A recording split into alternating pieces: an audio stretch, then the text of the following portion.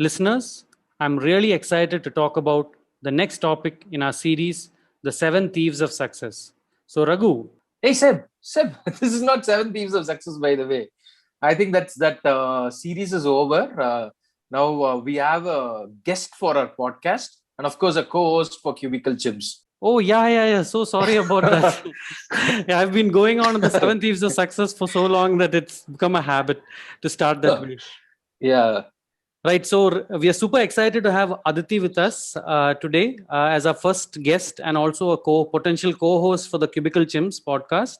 okay, listeners, introducing Aditi, very good friend, and Sebastian's wife. Hi, Raghu. Hi, Sebastian.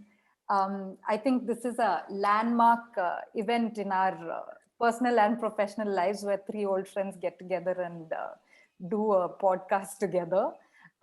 So, yes, marking this very important day. Yeah, I think this should start with many more to follow because the inputs or the background you come with will really help our listeners. Yeah, so far away from what you guys do, but yet the arts world would definitely benefit from a lot of the insights from the corporate world and vice versa. Yeah, there is an artist in every cubicle chimp who's working there in the cubicle. Let's bring that out of the. Great. Definitely, So, there is a chimp in every artist for sure. great. So, let's get it started, guys. Aditi, I thought I would start by asking you. We were really surprised when you said you were planning to run the museum. Why did you decide to take up this job? Well, really, it's because I love being called museum auntie by my friends and their kids. No, but jokes apart, I was inspired by the founder's original vision of building a resource for the public where they can actually come in and appreciate art and history in a fun manner. Much of what we do crosses both these areas of art and fine and history and fine art, and that means that it's an important resource for people today. Such a lovingly created resource, of course, deserves a passionate and committed caretaker. But I'm more interested in why it surprised you both that I would take up running a museum. Okay. I think so, Aditi. While we talk about museums, right? Whenever I travel to a new place, one of the first things, or one of the first few things which I do is also look up what are the museums are there. Be it New York, the Museum of Modern Arts, or be it when I went to Tasmania, I went and visited because that's something very interesting, which tells there is something interesting to talk about that place. But generally, right? Museums are considered to be boring places that bring up this image of antique objects in cabinets with almost no storytelling. What's your thoughts on that? Yeah, well, there are museums of all kinds, big and small, and personal, your own museum in your own house, private, Mhm. public. There are community museums that talk about the histories of communities. There are national institutions that talk about the loot of a colonial nation. And of course, there is storytelling at museums today, Mhm. gradually changing to become more audience centric.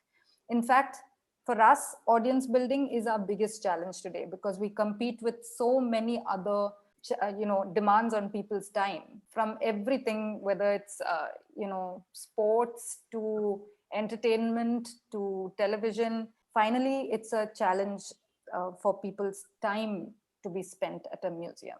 Yeah, I think we should clarify to our listeners. Aditi is the director of the Kerala Museum based in Kochi, in Kerala.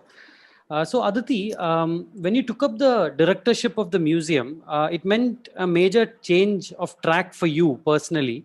You started off as an artist who exhibited in galleries, and now you're running an institution like the Kerala Museum. I'm sure you must have faced a lot of challenges when you took up this role. Can you tell us a little bit about some of those challenges? Yes, of course. My education was in fine art, but I also did, a bachelor's in economics, and that kind of, I think, somehow came together when this opportunity came up to run the museum. Of course, I went from being a somewhat reclusive artist to this administrative role that was fraught with difficulties. Some of the really tough ones were having to manage staff who had been at the institution for 35 years and were in their 40s or 50s. And of course, the largest, most important part of the work that I do is redefining the word museum itself for audiences. There's so much of history and so much of baggage attached to the word, and getting people to unlearn what they already know of this word museum and what to expect when they go there, that's a major part of the work we do. That's interesting. So from the world we come, right, that customer experience is one of the most critical thing, or customers are everything, right? So in that sense, Aditi, like what are these, what are the expectations of the visitors who come to the museum have? And like, what are your thoughts about meeting them? Or obviously you'll be looking at only exceeding them. How do you, like, what are your thoughts on that? Very true. What you said is absolutely true. We look at it from the point of hospitality. We look at it, I think, as a private museum, we have we are lucky enough to be able to look at it from the point of hospitality. We see it as a customer experience. Whenever I think about what we're doing here, I go back to the founder's original vision. So when Madhavan Nair designed this museum, he had a goal. He said he wants to make history fun and accessible. Sound and Light show of Kerala's 2000 years of globalization, because Kerala has been open to global trade for the past 2000 years. And the Sound and Light show continues to be contemporary even today, 35 years after it was designed. And really, that's been the most gratifying of all, because when we get a Google review in which people say that they're pleasantly surprised that they actually had a memorable experience at the museum, that's very special for us. Wow, Nice. 2000 years of history being represented in one place. I'm sure it takes a really passionate and committed team to run an institution like the Kerala Museum. How important is it to have such a team? Like I said before, this is actually one of the most challenging aspects.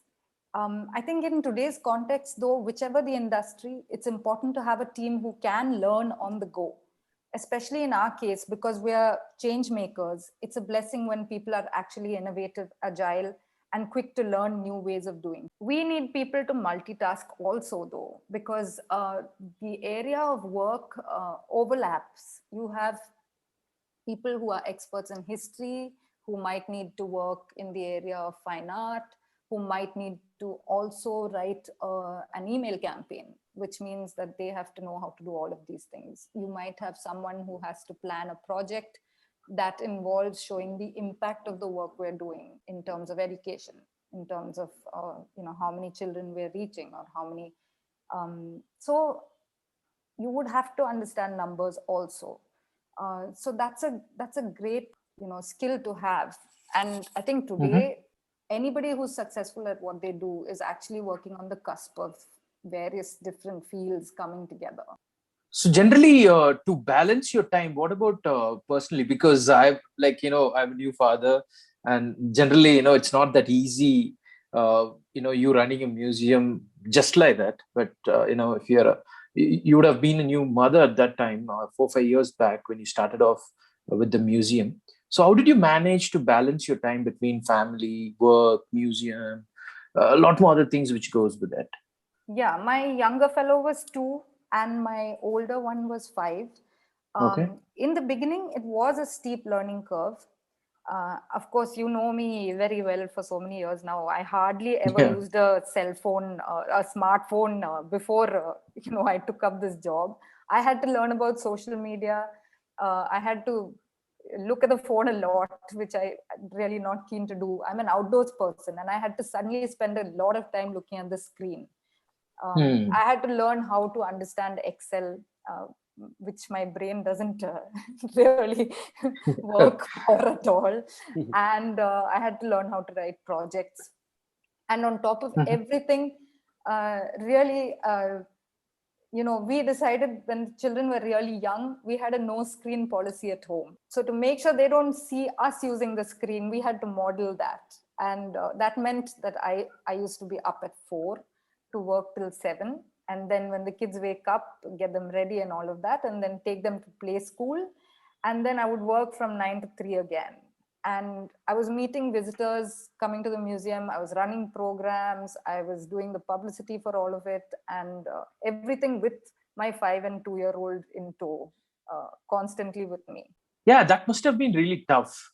Yeah. But I think they would have grown up, watching the museum grow as well, or at least practically seeing the museum every day. Yeah, That would have really, we yeah. really have some great suggestions coming from these two kids, actually. So much of the innovative ideas that I get are really from them. They listen to our conversations, they listen to the problem solving that we have to do, and they often give us the best suggestions, because it's from impulse. It's from, they're not thinking too hard. They just give great ideas off the top of their heads, right?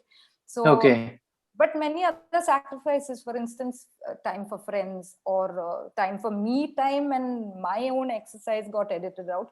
But I used to do work things around and adjust a bit. So after 3, we would go out and walk and play, or kick a ball or cycle or whatever it is that had to be done, to adjust. Since you've gone through this journey, like I would want to ask, for the sake of our listeners who are new parents like me, do you have any tips or hacks for us, how to kind of balance this and still have a lot of fun doing it?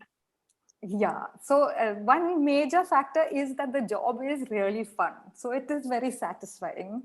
But I felt it was necessary to really push hard and get some traction initially in those first 2 years, especially because the younger one was small enough to, just be with me and around me, and that would be enough for him. Once he started moving around a lot more, I would have to give him a little more time, right? So I had that 2 years to put in a lot of pushing. So I kind of simplified things at home. Okay. I decided that in terms of our meals, we'll keep it really, really basic and simple. We didn't have any complicated cooking happening. We actually had the children, we trained them to eat raw food. So they were great with just carrots, cucumbers, beans, fruit, a lot of nuts. They just enjoy all that. So for them, also it was simple. We used to cut together, we used to eat together, and prepare all our meals together, and that was fine. That was one major. I think the workload in the kitchen, especially in Indian kitchens, is really heavy, and the expectations of moms in kitchens and what they put out on the table is really high, and moms push themselves a lot to do that. Correct.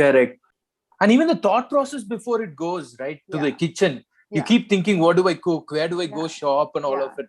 And that's a great hack. Yeah, little bit of planning is needed, of course. Little bit of explaining to your family that, listen guys, this is the way it's going to work, because otherwise mom can't work. Okay? And I think it's always good to have a supportive husband. Of course. So, yeah. So the major part of it was both of us were on the same page about this. And if you don't have both people on the same page, it's never going to work. So you've got to make things really simple that way. You can't be putting a lot of energy into emotional, stuff happening. It's very important to be quite practical about it and say that this is what is needed right now. Let's do it this way. So even during the lockdown, for instance, with the 21 days, we had a very tightly planned schedule, and the children followed it, exactly to the T, from the time they woke up in the morning to getting breakfast ready, eating, playing games, working. All of it was sorted out into time blocks, and we followed it strictly. And that actually gives them a very good anchor, because they know that this is what everyone is following. This is the thing that we do so that everyone can have a bit of their fun and work. And it basically gets things done. And they're very happy to be, part of a plan that's been jointly made by them and by us, been created by them and by us. So, nice. Yeah. So exactly like that, even at the museum, because they were quite involved always. They've always been part of the planning process. They've always heard what's going on. They've actually been, a part of all of those programs, all of those summer camps, all of the children's programming. They've been part of it. So they know what's happening. They know what the takeaways are for kids. They know what we're doing here. They tell people to go visit museums. They are Nice. ambassadors of the Kerala Museum. So that makes a big difference, Yeah, interesting tips. Keep your Yeah. kitchen simplified. Work out the timetable along with the family and enjoy doing it. And most important, have a supportive husband. Yeah, absolutely. The most important. Yeah. So, Aditi, thank you so much. It's, I think, a luxury for us to have you as our first guest. And there are so many things that we discuss in this podcast that we can unpack in future podcasts. And I'm sure you would be more than happy to join us in discussing many more things related to both how you manage home as well as how you are making Kerala Museum the destination in Cochin. To conclude, do you have any ask of our listeners? Yes, of course. Please make time to come visit the Kerala Museum. Apart from, the funny side of it, Abu, every trip that especially the three of us have made together, we've always planned our itineraries around iconic food joints and iconic museums, galleries, libraries, parks. And we've always had a really rich experience because of that. We've always seen the way people live and play and of course the way they eat, and we've learned so much about the history of the place, the living history of the place, let's say, because we've done that. And I think that's put that little bit of effort to plan, to go research that place a bit, find out what there is to see and what it offers, and go and see those things that have been made by people lovingly and carefully for you. So yeah. So then during these extraordinary times, which is again, I'm referring to the pandemic, how has the museums of footfall been affected, Aditi? Yeah, so it's great that you've kept that question for the last, Raghu, because actually that's the most difficult one to answer. With the government regulations in place, we've had to close for a good 6 months. And then when we were allowed to reopen, it's been very slow starting up and all that. But we've had a lot of people calling even after we reopened, and a lot of people coming in now, especially the past 1 month. It's been good because, during this COVID time, rather than going to very crowded places, it's actually perfect place to go and hang out at a museum with your family, take your family for a trip and spend that time being entertained and learning something while you do that, because that's the best way to learn something, right? Yeah, absolutely. A lot of people come to the Kerala Museum in family groups, grandparents and grandchildren and parents together. They've been coming in, spend the whole day and go back in the evening. So from out of town and even locally. So apparently locally is where it's going to be for a while now. And so go find out about your local museum. You can also visit a museum's website and find out what happens at that museum. Especially during the pandemic, a lot of museums are offering many of their programming options online, and you can go visit the museum's website. You can go see our website. It's keralamuseum.org. You can interact with our Facebook page. Kerala Museum again is the handle, and Instagram as well. And if you go see, there's lots of very interesting learning programs offered by museums world over. Ones that you can participate in for free, ones that require some minimal registration fee so that you can join the program. And many museums, like I said, there's so many different kinds of museums. Many museums are purely digital museums. It means their entire collection is online. So it's a very exciting field to actually be part of today, because even technology wise, there's so many exciting things to do. And one of the things I forgot to mention actually is that the Kerala Museum is putting its fine art collection on Google Arts and Culture, which is one of the most exciting things, actually, because it means that people can actually view the collection from their home. And this is a great way for us to make our collection available for people who can't make it to the museum. Digital is going to be the way it is for a while now. So this is one great option for people. So listeners, you've heard from Aditi how you can get in touch and learn more about some of the things that Kerala Museum is doing. Do visit their Instagram handle as well as their website. But we can't end without getting a quote from Raghu. Raghu, do you have any quotes to share with our listeners? Yeah, I wrote one during the podcast was going on. So listeners, during these times or any other time, it's a safe bet to go to a museum versus a mall, and it is an intellectual bet as well. So choose wisely, be it online or even offline. Choose a museum over malls.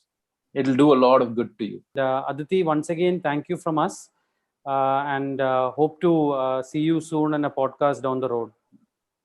Yeah, thanks, Aditi. Thank you, Abu. Thank you, Raghu. Thank you, listeners.